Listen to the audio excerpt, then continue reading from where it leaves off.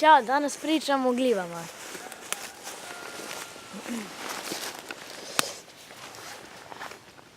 Ovo je ljubičasta zelena zeka ili golubica. Pripada rodu Rusula. Šešir je veličine od 4 do 15 cm i glatka mu je površina. Listići su bijeli i nisu lomljivi kao kod ostalih zeka. Drška ili stručak je vajkast i dole je malo zašiljen. Meso je bijele boje. Morate biti oprezni da ne bi zamijenili sa smrtno otrovnom zelenom pupavkom.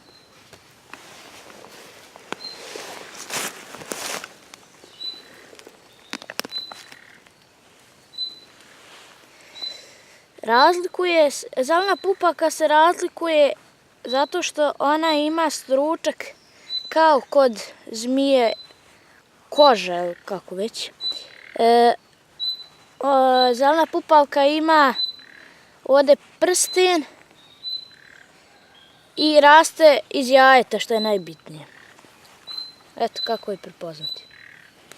A mi ćemo sada ovo ubrati i kod kuće ćemo je pojesti. Ćao!